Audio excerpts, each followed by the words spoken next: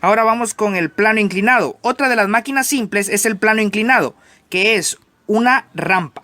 Esta máquina se emplea para elevar una carga aplicando una fuerza menor que su peso, ya que es más fácil empujar un objeto para subirlo por un plano inclinado que levantarlo verticalmente.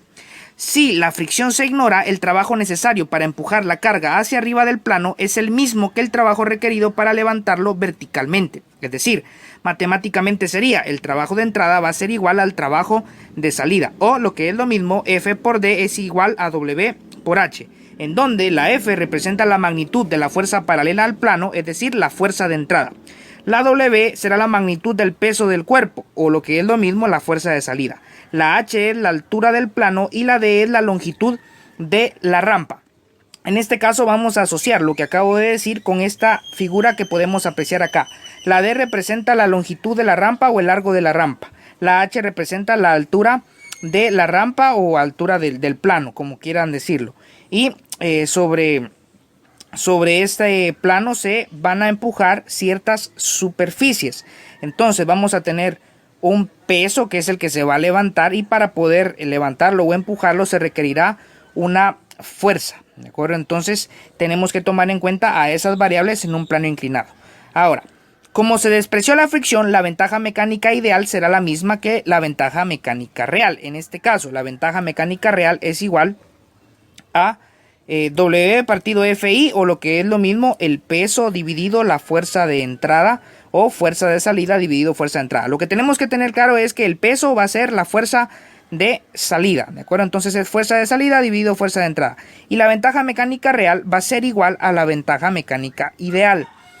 Y la ventaja mecánica ideal se obtiene a partir de la división de la distancia o la longitud de la rampa dividido entre la altura del plano o altura de la rampa. Ahora, una nota importante. Esto únicamente será verdadero o será igual cuando se desprecia la fricción, es decir, cuando no haya fricción o cuando no se tome en cuenta la fricción. Pero si hay fricción, entonces la ventaja mecánica real y la ventaja mecánica ideal ya no serán iguales, ya no tendrán el mismo valor porque existe fricción. ¿De acuerdo? Entonces esto es muy importante. Únicamente serán iguales la ventaja mecánica real y la ventaja mecánica ideal cuando no se tome en cuenta la fricción. Pero ahora vamos con el ejemplo número 1. Dice: sobre un plano inclinado de 3 metros de largo se quiere levantar un cuerpo cuyo peso es de 1200 newtons. Si la altura a la que hay que elevar el cuerpo es de 0.5 metros, determine la magnitud de la fuerza motriz que se va a aplicar. Dice: ignore la fricción entre paréntesis. Entonces, datos que tenemos que tomar en cuenta: la distancia o el largo del plano, que es de 3 metros, el peso, que es de 1200 newtons. Tenemos la altura del plano, que es de 0.5 metros, y nos están preguntando el valor de la fuerza motriz que se va a aplicar. Entonces nos vamos a apoyar de esta ecuación, que únicamente vamos a tomar en cuenta cuando se ignora la fricción. Entonces, fuerza por distancia es lo mismo que peso por altura. Como lo que queremos saber es la fuerza motriz, o sea, la fuerza de entrada, entonces vamos a despejar esta F. La distancia que está multiplicando del otro lado va a dividir. Por lo tanto, nos quedaría W por H dividido D, o sea, el peso por la altura dividido la distancia. El peso equivale a 1200 newtons, la altura y la distancia que estaban en metros no hubo necesidad de hacer conversiones, las colocamos así como nos la dan en metros, y en este caso sería 1200 por 0.5 dividido 3. Si hacemos ese proceso, 1200 por 0.5 dividido 3, obtendremos una fuerza motriz de 200 newtons, porque como pueden apreciar acá, simplificamos los metros y la única unidad de medida que nos quedan son los newtons. Entonces ese sería el valor de la fuerza motriz o fuerza de entrada. Vamos con el ejemplo número 2. Dice: un plano inclinado de cierta longitud ayuda a levantar un cuerpo de 125 kilogramos. La altura a la que hay que elevar este cuerpo es de 1.2 metros. Pregunta: ¿cuál es la ventaja mecánica ideal si se aplica una fuerza de entrada de 350 newtons? Nuevamente nos dice que ignoremos la fricción. Datos que nos proporcionan: la masa del cuerpo, que es de 125 kilogramos, la altura a la que hay que elevarlo, que es de 1.2 metros, y dice que cuál será el valor de la ventaja mecánica ideal. Quiere saber la ventaja mecánica ideal si se aplica una fuerza de entrada de 350 newtons. Entonces tenemos el valor de la fuerza de entrada o fuerza motriz, que es de 350 newtons. Como lo que queremos saber es la ventaja mecánica ideal, recordemos que ventaja mecánica ideal es igual a distancia dividido altura. Como en este caso la altura ya nos la proporcionaron, pero no tenemos la distancia, entonces tendríamos que determinar la distancia. Ahora, Nos apoyamos de esta ecuación, fuerza por distancia es lo mismo que trabajo por altura. Entonces despejamos la D de distancia, esta F que está multiplicando del otro lado se traslada a dividir, por lo que nos quedaría de la manera siguiente: peso por altura dividido la fuerza motriz o fuerza de entrada. Entonces, como no tenemos peso, sino que lo único que nos proporcionan es la masa, recordemos que el peso se puede obtener a partir de la multiplicación de la masa y la gravedad. Entonces peso es igual a masa por gravedad. La masa, que es de 125 kilogramos, por la gravedad, que es de 9.8 metros por segundo al cuadrado. Al multiplicar la masa por la gravedad obtenemos un peso que es equivalente a 1225 newtons. Entonces, teniendo ya el valor del peso, podemos sustituirlo acá y sería peso de 1225 newtons por la altura, que es de 1.2 metros, dividido la fuerza motriz o fuerza de entrada, que es de 350 newtons. En este caso hacemos la multiplicación y luego la división y simplificamos los newtons, nos quedaría la respuesta en metros, quedando una distancia de 4.2 metros. Teniendo ya la distancia, podemos determinar la ventaja mecánica ideal, que es distancia dividido altura. Entonces, la distancia que ya la averiguamos y la altura que ya nos la daban originalmente, entonces la ventaja mecánica ideal es 4.2 metros dividido la altura, que es de 1.2 metros. Simplificamos los metros y 4.2 dividido 1.2 nos da una ventaja mecánica ideal de 3.5. Entonces ahí ya tenemos el valor de la ventaja mecánica ideal. Ahora, aquí tengo que hacer énfasis en lo siguiente. Como en el problema nos está diciendo que ignoremos la fricción, y anteriormente en la parte teórica aprendimos que cuando se ignora la fricción o se desprecia la fricción, la ventaja mecánica ideal es igual a la ventaja mecánica real. En este caso podíamos aplicar otro proceso, que es el siguiente. Como sabemos que cuando se ignora la fricción, tanto la ventaja mecánica ideal como la real tienen el mismo valor, en este caso pudimos entonces haber determinado la ventaja mecánica real, y de esa manera, al obtener el valor de la ventaja mecánica real, estaríamos obteniendo también el valor de la ventaja mecánica ideal, porque sería el mismo valor. ¿Cómo obtenemos ventaja mecánica real? La obtenemos a partir de la fuerza de salida dividido entre la fuerza de entrada, o lo que es lo mismo en este tipo de problemas será el peso dividido entre la fuerza motriz. El peso en este caso no nos lo daban, pero lo obtuvimos y era de 1225 newtons, y hubiésemos tenido que dividir ese peso entre la fuerza de entrada o fuerza motriz, que es de 350 newtons. Dividimos 1225 entre 350 y como pueden apreciar el resultado es de 3.5, que es exactamente a este, porque como dije, cuando se ignora la fricción, entonces la ventaja mecánica ideal y la ventaja mecánica real son exactamente iguales. Muy bien, ahora vamos con el ejemplo número 3. Dice, hay que subir una caja que tiene una masa de 88 kilogramos a una plataforma de carga que está a 2 metros sobre el piso. La longitud de la rampa es de 4 metros y el coeficiente de fricción cinética es de 0.3. Pregunta, ¿cuáles son las ventajas mecánicas ideal y real? Suponga que la velocidad es constante. Entonces tenemos que colocar los datos que se nos presentan en el problema y serían los siguientes. La masa de la caja es de 88 kilogramos, la distancia de la rampa o la longitud de acá de la rampa es de 4 metros, la altura a la que se encuentra es de 2 metros y nos está haciendo mención que existe un coeficiente de fricción cinética que es de 0.3. Entonces, anotamos el coeficiente de fricción representándolo simbólicamente así. Este símbolo representa el coeficiente de fricción, que equivale a 0.3, y lo que nos preguntan puntualmente en el problema es la ventaja mecánica ideal y la ventaja mecánica real. Recordemos que la ventaja mecánica ideal se obtiene a partir de la relación que existe entre la distancia de la rampa y la altura de la misma. Por lo tanto, esa ventaja mecánica ideal se puede obtener dividiendo la distancia entre la altura. La distancia equivale a 4 metros y la altura equivale a 2 metros. Si hacemos la división, 4 entre 2 nos daría como resultado 2. Recordemos que la ventaja mecánica ideal es un valor numérico que carece de dimensiones. ¿Por qué? Porque en este caso simplificamos los metros y únicamente nos va a quedar un valor numérico que representa el nivel de ventaja mecánica ideal que tiene en este caso ese plano. Ahora, para poder obtener la ventaja mecánica real, en este caso va a ser diferente el valor de la ventaja mecánica real con el valor de la ventaja mecánica ideal. Aprendimos anteriormente que cuando se ignora la fricción, estas dos, tanto la ventaja mecánica ideal como la ventaja mecánica real, tienen exactamente el mismo valor, pero eso es cuando la fricción no se toma en cuenta o cuando se ignora la fricción. Pero como en este problema dice que existe un coeficiente de fricción cinética de 0.3, tenemos que asumir entonces que hay una fuerza de fricción que se va a oponer al movimiento de esa caja. Entonces, estas dos ya no serían igual porque existiría la fricción y entonces ya no serían iguales. Por lo que hay que determinar otra forma de obtener la ventaja mecánica real. Recordemos que la ventaja mecánica real es igual a fuerza de salida dividido entre la fuerza de entrada, o lo que es lo mismo, el peso dividido la fuerza de entrada. Para hallar esa fuerza de entrada habrá que realizar una sumatoria de fuerzas en X. ¿Por qué? Si pueden apreciar, en esta parte de acá se realizó un diagrama de cuerpo libre que representa a este problema. Tenemos la caja y en esa caja están actuando diferentes fuerzas externas. ¿Cuáles son esas fuerzas externas que están actuando? Bueno, pues esta caja se tiene que empujar para poderla llevar hasta este límite de acá y por lo tanto se requerirá de una fuerza de empuje o una fuerza de entrada. Va a existir una fuerza que se va a oponer al movimiento de esa caja, que esa es la fuerza de fricción que tenemos ubicada acá. Esa caja, al estar sobre ese plano y no hundirse, eso lo representa la fuerza normal, la fuerza que permite que la caja esté sobre el plano sin hundirse.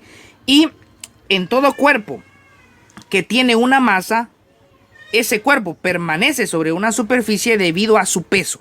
Y recordemos que el peso es igual a la masa multiplicado por la gravedad. Entonces tenemos el peso y el peso siempre actúa hacia abajo. Entonces acá tenemos esta flecha en color negro que representa al peso. Colocamos todas las fuerzas en el plano.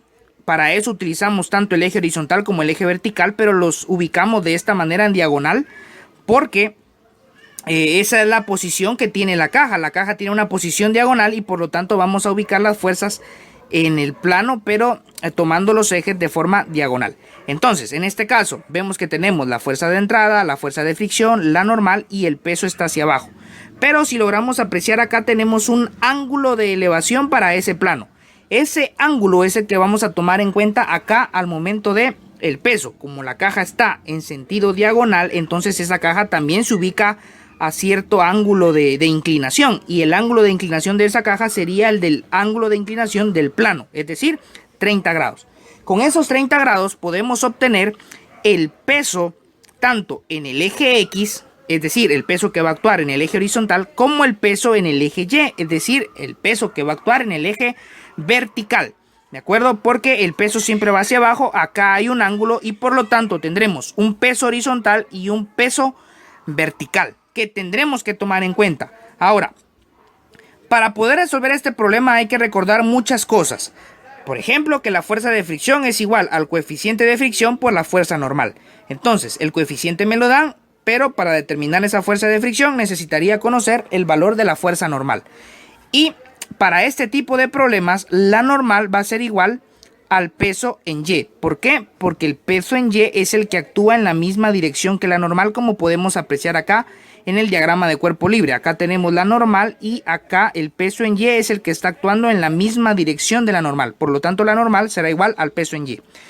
También para obtener tanto el peso en X como el peso en Y tendremos que aplicar esta ecuación. El peso en X es igual al peso total por el seno del ángulo.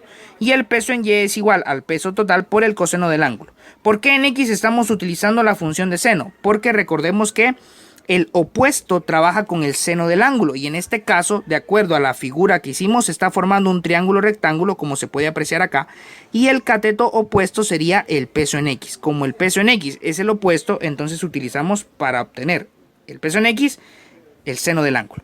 Y el peso en Y en este caso sería el cateto adyacente. El adyacente trabaja con el coseno del ángulo, por lo tanto el peso en Y va a ser igual al peso por el coseno del ángulo, ¿de acuerdo? Entonces tenemos que recordar eso y para ello vamos entonces a determinar el valor del peso en X y del peso en Y. Como ya expliqué antes, acá aparece peso en X, peso en y el peso en X sería 862.40, que sería el peso total. ¿De dónde se obtuvo ese 862.40? Bueno, recordemos que peso es igual a masa por gravedad. La masa de la caja es de 88 kilogramos y la gravedad es de 9.8. Si multiplicamos masa por gravedad, obtendremos el peso de la caja, que en este caso equivale a 862.40 newtons. Y teniendo el peso total, podemos obtener el peso en X y el peso en Y utilizando el seno del ángulo o el coseno del ángulo. Entonces, para X sería el peso, que equivale a 862.40 newtons por el seno del ángulo, y el ángulo que vamos a tomar en cuenta es 30 porque ese es el que nos hacían referencia acá en el plano. Entonces por el seno de 30. Si hacemos eso en la calculadora obtendremos un resultado de 431.20 newtons para el peso en X. ¿Cómo obtenemos el peso en Y? De manera similar, colocamos el peso total, que es de 862.40, pero ahora por el coseno del ángulo, que en este caso sería coseno de 30. Eso nos da un resultado de 746.86 newtons. Y el peso en X y el peso en Y nos van a servir para poder solucionar este problema. Bueno, como dije antes, para poder hallar la fuerza de entrada tenemos que realizar una sumatoria de fuerzas en X. ¿Pero por qué sumatoria de fuerzas en X? Porque esa fuerza de entrada está actuando específicamente en el eje X o en el eje horizontal. Entonces tendremos que realizar esa sumatoria de fuerzas en X. Y acá dice sumatoria de fuerzas en X es igual a 0. ¿De dónde se extrajo esto? Bueno, recordemos que la segunda ley de Newton nos dice que fuerza es igual a masa por aceleración. Si realizamos una sumatoria de fuerzas que actúan en el eje X, tendría que ser igual a masa por aceleración. Pero acá, ¿por qué es igual a 0? Porque en el problema me está diciendo que suponga que la caja viaja a velocidad constante. Y que viaje a velocidad constante significa que no cambia su velocidad ni en aumento ni en disminución. Y como no hay un cambio de velocidad, entonces no existe aceleración. Por lo tanto, la aceleración tendría que ser 0. Y al multiplicar cualquier masa por 0, obtendríamos como resultado 0. Es por eso que acá estamos colocando que la sumatoria de fuerzas en X es igual a 0. Ahora, si me baso en el diagrama de cuerpo libre, puedo identificar qué fuerzas están actuando en el eje X, que sería la fuerza de fricción con su símbolo negativo, con su signo negativo, porque la fricción se opone al movimiento de la caja. Entonces, la fricción tendrá signo negativo. La fuerza de entrada tendrá signo positivo porque en este caso la fuerza de entrada o de empuje va a servir para desplazar la caja hacia donde tenemos que llevarla, que es en este caso en esta parte superior. La otra fuerza que actúa en el eje X sería el peso en X, que en este caso va a tener signo negativo también porque el peso en X va a hacer que caiga. Es como cuando colocamos cualquier objeto sobre una superficie inclinada, ese objeto tiende a deslizarse hacia abajo por efecto de su peso. Entonces el peso en X en este caso va a tener signo negativo también porque se opone al movimiento de la caja, que es en este caso hacia arriba.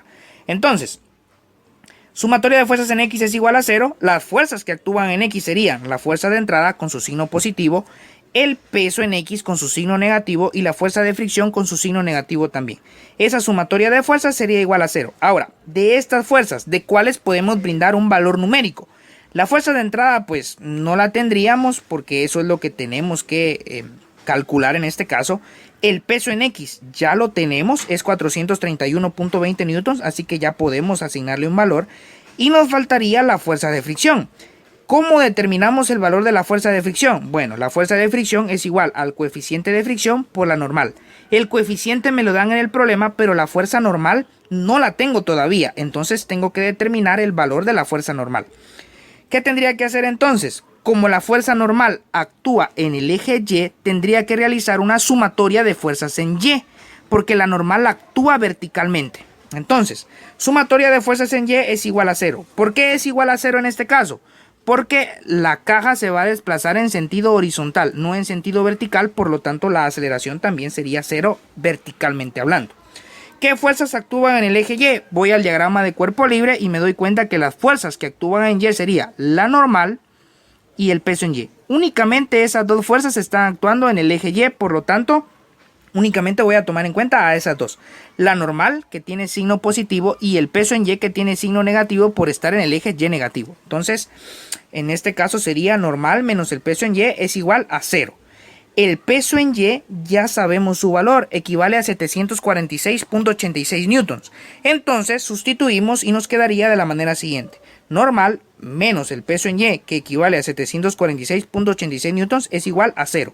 Como lo que queremos saber es el valor de la fuerza normal, despejamos y este resultado que está restando del otro lado se traslada a sumar, se va a sumar con 0. Entonces nos quedaría automáticamente 746.86 newtons. Por lo tanto, la normal equivale a 746.86 newtons y ya sabemos entonces el valor de la fuerza normal.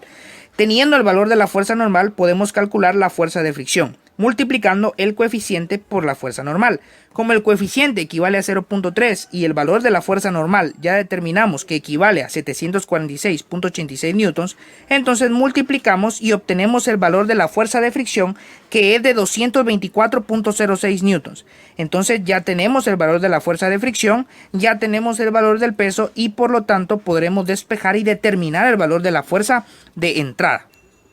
Entonces, ahora vamos a despejar de esta ecuación la fuerza de entrada. Entonces nos vamos para acá. Dijimos que la sumatoria de fuerzas en X es igual a 0 y que las fuerzas que actuaban en el eje X era la fuerza de entrada, el peso en X y la fuerza de fricción. Sabemos que el peso en X es de 431.20 newtons, así que ya podemos agregarlo.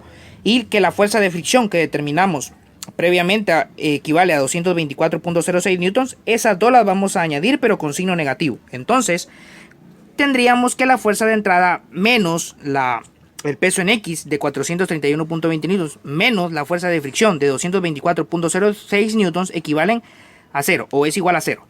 En este caso tenemos dos términos semejantes porque tenemos acá fuerzas en newtons. Entonces acá vemos que tienen signo menos y signo menos. Esto matemáticamente sería menos y menos nos da más. Por lo tanto sumamos los dos resultados, que al sumarlos nos da 655.26 newtons y se coloca el signo del número mayor. En este caso, como ambos eran negativos, pues queda el resultado negativo y nos quedaría la fuerza de entrada menos 655.26 newtons es igual a 0.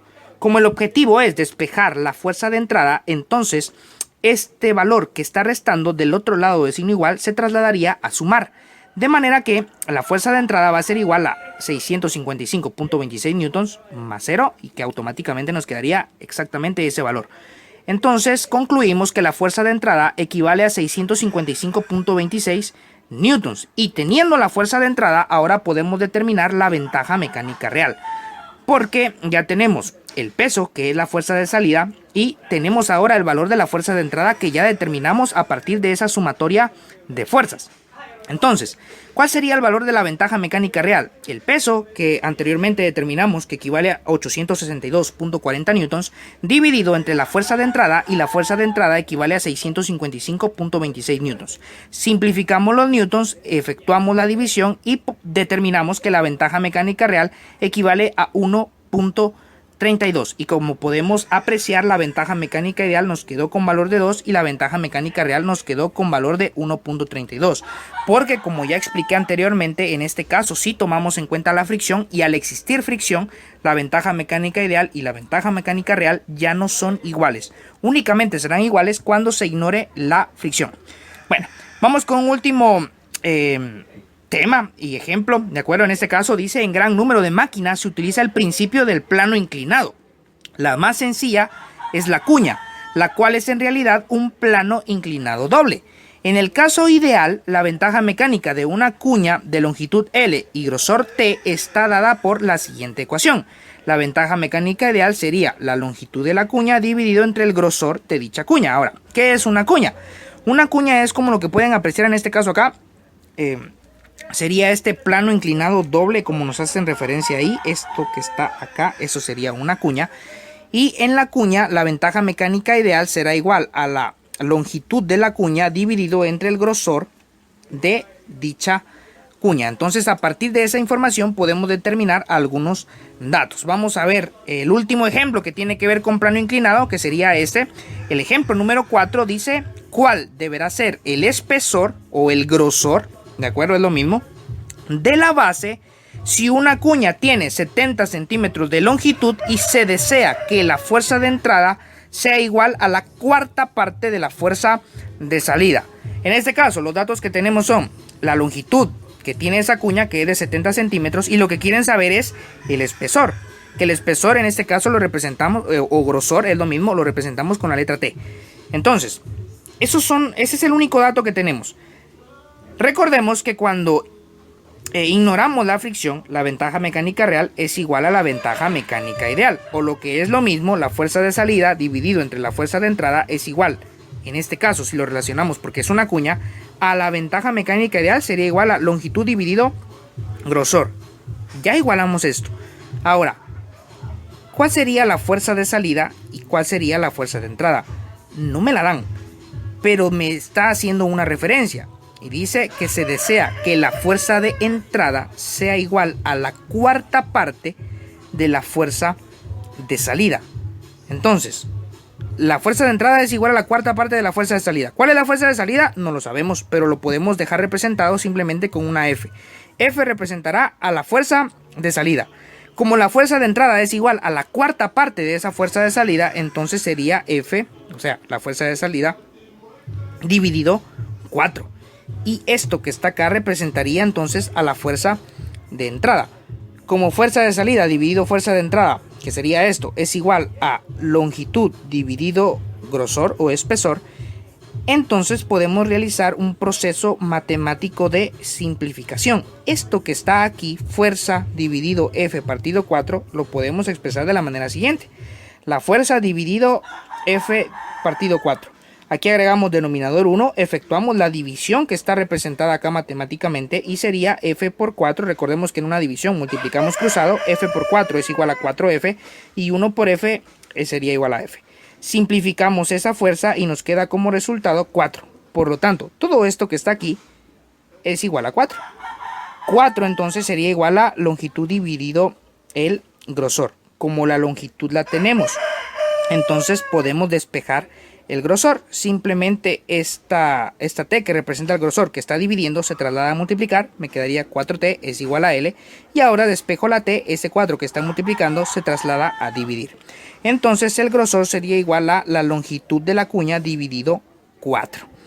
Por lo tanto, en este caso, como la longitud la tenemos es 70 centímetros, divido esos 70 centímetros entre 4 y eso nos daría un grosor de 17.50 centímetros. Ese sería el grosor de la cuña. Entonces, en lo único que hay que tener cuidado para poder resolver en este caso el problema es en esa referencia que me hacen, que la fuerza de entrada será igual a la cuarta parte de la fuerza de salida. No me dan valores de fuerza, pero lo puedo dejar expresado o representado de esa manera. ¿Cuál es la fuerza de salida? No lo sé, coloco solo una F o cualquier letra que represente a esa fuerza de salida, es una variable al final de cuentas. Y la fuerza de entrada es la cuarta parte de esa fuerza de salida. Entonces, ¿cómo obtenemos la cuarta parte de algo? Pues dividiendo entre 4 esa fuerza de salida en este caso. Y como la fuerza de salida estaba representada por F, entonces sería F dividido 4. ¿De acuerdo? En esa parte es en la que hay que tener cuidado y lo demás del proceso es simplemente saber despejar.